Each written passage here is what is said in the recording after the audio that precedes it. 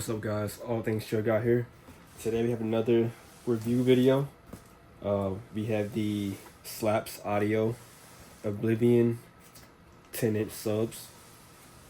I ordered 4 of these subs, but I decided to only run 3.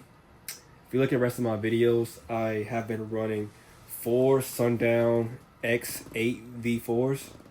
Before that, I had 4 Sundown X8 V3s. Well, before the V4s. I found the X8 V4s on sale at one point. I paid, I think, around $250 each for those, so I ran those, sold the other V3s. Never had them on big power or anything. I had them on a CT Sounds AT1400. They did get down. Recently, I did get a bigger box for those subs, and then I was planning to do a full rebuild. I've been pretty going back and forth with what I wanted to run, things like that, what amps I wanted to run, what subs the box, hit a custom built box with a 3.5-inch seat lift or a 2.5-inch seat lift, going back and forth about a lot of different things. But ultimately, one night I was like, I'm just gonna run 410s. So I had ordered a 410 ported box from the same builder of my 4.8 box that I had recently just got, and they sent me a sealed box when I ordered a ported. So it was a 2.5-inch seat lift sealed box they sent me. I wanted a 2.5 seat lift ported box. It was tuned to around 37 hertz, and I just ultimately was like, maybe this is a sign just to go ahead and switch up the whole entire setup, get something new. So that ended up going to these. So I've been seeing Slapz Audio guys post on Facebook about these subs, the amps, the Shock series, the different series of amps they have. They have the full bridge, the half bridge, and I see pretty much good things about this brand. They're pretty new from what I see. I have ran a lot of brands in my lifetime. I've ran, Jail Audio, CT Sounds, Alpine, Pioneer, Sundown, Kicker, a bunch of different brands I've ran personally in my lifetime. I'm doing cardio for a while now, and I like to try out new things. And this channel is going to be about pretty much doing a budget build. So to sum this all up, stop yapping. My next setup is going to be, like I said, I do have 4 of these Slapz Audio 10s, but my next setup is going to be 3. I watch a lot of MBE videos. He's really good with the knowledge on the sub boxes for the under seat boxes in these trucks. I do have a 2018 Raptor, so I watched a couple of his videos and I did some research, and from what I see, it's very hard to truly get 4 cubes after displacement, after ports and all that kind of stuff, to get low tuning and actual 4 cubes after displacement, with a 3.5-inch seat lift in these trucks. So, and from what I saw, people say, hey, if you run less subs, you're not choking your sub out, they can hit lower, you can tune them lower, things like that. So I was gonna go the hard way and just try to do 410s, force them all under there with a custom built box. I talked to a guy on Facebook to get a custom built box, but I was like, hey, I might as well just trust my guts and just run 3. If I watched a video of 2 B2 Audio 10s in a MBE box do a 140, I think it was a 148 or 146 dB. Excuse the AC. I seen a video of 2 10s doing a 148 or 146, some crazy outrageous number with an under the seat box in a truck. When I saw that, I was like, okay, maybe they're really onto something. Maybe 410s is too much. I won't hit the low notes like I want.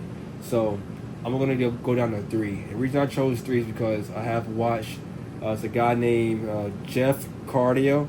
He makes really good boxes, and his best setup that he says is allowed to set up. And from the videos I see, one of the loudest setup under seat sub boxes is the sub. He has a 312 package with audio dynamic subs. The 4000 series, they're pretty expensive, so they're like $500 each, $500-600 each. and it's 312 package, and he says it's a 4 cube box. I'm not sure how true that is. People I talked to said that you could not get a 4 cube box under these trucks with the 3.5-inch seat lift. MBE said it, especially after displacement and things like that. So, but going by the videos, his 312 package with the audio dynamic sub, which are really good to be in smaller enclosures, they hit hard. So I was like, okay, I'm just gonna run 310s in a ported box, not 312s, 310s, and see how it goes. I know 4s definitely too many. These subs do require for ported, it's at 1 cube to I think 1.25 cubes is what they want for ported, and I think the tuning was around 32 to 34, 35 hertz. So I am getting the box built. They be tuned to 33 hertz, and it's gonna be around 4 cubes. We're gonna see how that goes, but it's gonna be a pretty should be a pretty good box to run these subs. So look forward to that. So to get right to it, now, we're gonna do the actual unboxing. So I've not seen these yet. I will be selling one of these because like I said, I do have 4 of them, and I'm not gonna run 4 obviously. And before I send it back and pay for shipping, I want to just see if I can sell it on Marketplace. So I have posted this on Marketplace already. If you have seen my other video with the Hi-Fi Vector amp, I did end up ordering another Hi-Fi Vector amp. So I have 2 of them now, and ultimately I did change my mind on running those amps. I was going to strap them, which is basically hooking both amps up and running one positive off one of the amps. This is hard. One positive off one of the amps and one negative off one of the amps, or something like along those lines. And you pretty much set one amp. This is really hard. I don't want to cut this up, but probably be double box. You pretty much run 1 amp as the main amp, and then 1 amp is the slave amp, and the second amp feeds off the signal, the settings, the gain settings, things like that on the second amp. But with doing that, you have to have it cuts the impedance in half. I had ordered, these are dual 2 ohm subs, so I have 4 of them. And if you know about impedance and wiring, you can wire 4 dual 2 ohm subs down to 1 ohm, or the other way is I think 4 ohms. So if I wire this down to 1 ohm and the scrapping method, it cuts the impedance in half when you do it that way. So I would have been at 0.5 ohms before box rise and things like that. So the other option was to do the traditional route and just do 2 subs per amp. But with that, you have to do gain match. What's the other one? Gain match, frequency matching, all kind of matching to make sure both amps are doing the exact same thing, because you don't want 2 sets of subs doing one thing, the other 2 sets of subs doing one thing, and it's gonna cancel each other out and cause issues. So I thought about that way too. I was like, I don't really want to deal with that. And the last thing that was the final straw for me was the Hi-Fi Vector amps are huge. They're big amps, and I would not have enough space to run both of those amps, a highs amp, my crossovers, and my lithium battery on my back wall. So ultimately I'm going to sell those amps also. And I did purchase a Stinger Audio 4K, which if you know about that amp, it does do 5,000-6,000 watts at 1 ohm. So with 3 of these subs, that should be plenty. With these subs being 1500 RMS, and I think 2,000 watts max peak. Not sure. I gotta look at the specs again. So I'm gonna be running 3 of these ported box, 32 hertz tuning, 4 cubes, and the Stinger 2000, and I have an audio control Epic, Big Epic 4-channel, which does around 200 watts times 4 at 4 ohms. But as you see, got the box here. Looks pretty normal. These are some pretty good budget subs from what I've seen. Not much to it. This regular box, nothing special inside. That's what you get right there. Take it out. Got some foam. I will say the shipping, the box is not really anything special at all. Could be definitely packaged better, but for the price, I guess they gotta cut budget somewhere. So probably cut that in the shipping aspect. Camera a little bit higher. So yeah, here's the box. It was double boxed. I see no damage so far, so I mean that's all that really matters to me. It did come with a sticker. Pretty big sticker, actually.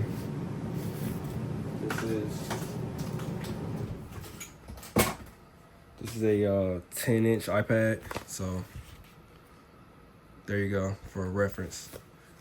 iPad Pro with the case. Covers the whole thing up. Got a little ring on top to protect the surround, I guess. Has some foam at the bottom. It's a pretty good size, pretty good weight. Like I said, I did have 4 X8 D4s. They were pretty beefy 8s. But there we go.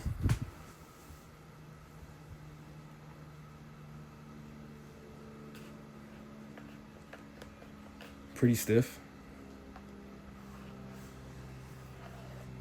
These remind me, I don't know if they made in the same factory or what, but I'm going to be honest.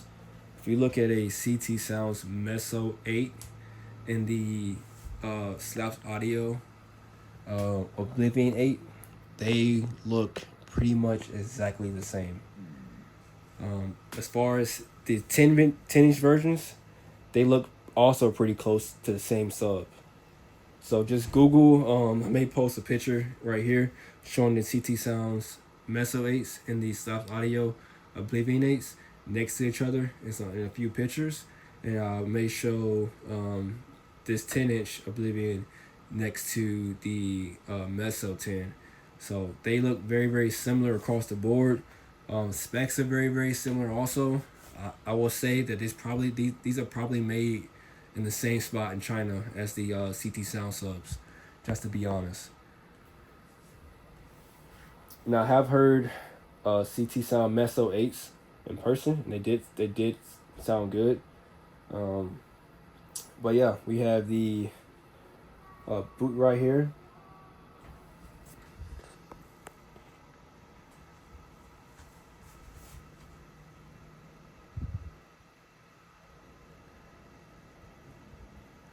Very nice looking sub.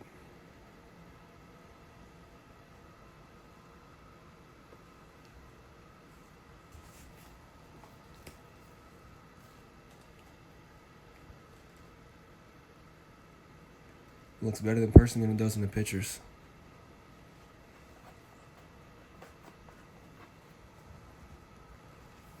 We have some,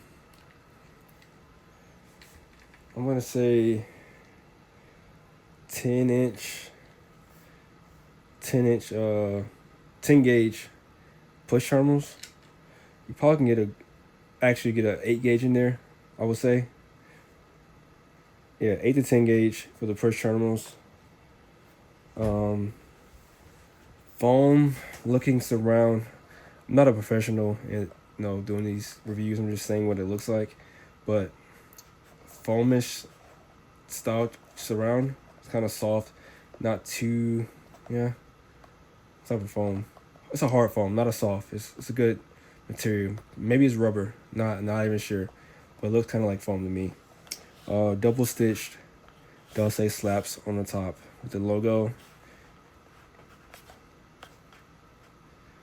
can kind of, oops. So it's round, double stitch. And not too hard of a dust cap, but it's a good strength. I'm pushing fairly hard. The entire sub is moving. But good strength. The holes do align for the most part everywhere.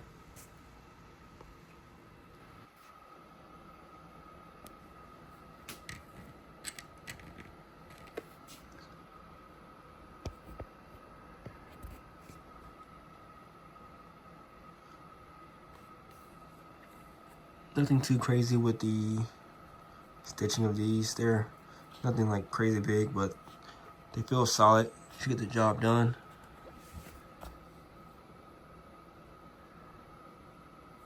Like I said, the spotter pack is screwed down. See some glue in there, like paper cone. It feels really hard, really rigid. You have your coil in there. Got some glue there. Got your coil, black coil. I think it is a 3-inch. Venting all the way around. Dual spiders. So one on the bottom and then one on the top. Cause I can't. Yeah, dual spiders.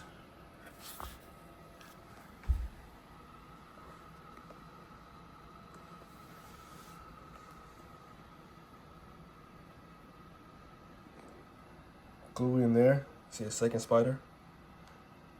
Glue looks nice. Part of that coil down there.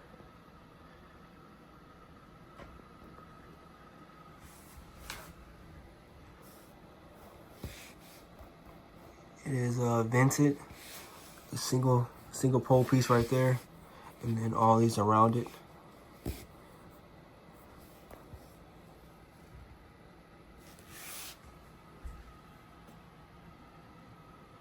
Just say 2 ohms, so you don't really, you're not getting confused.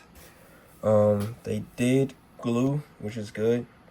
They did glue these nuts on each end.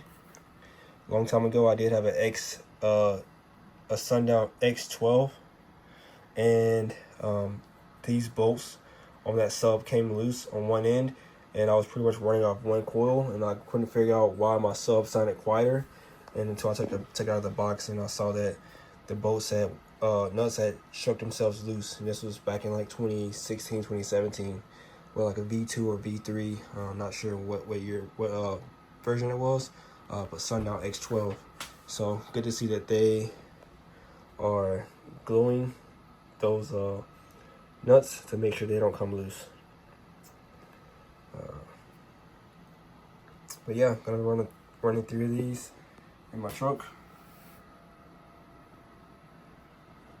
Good looking sub.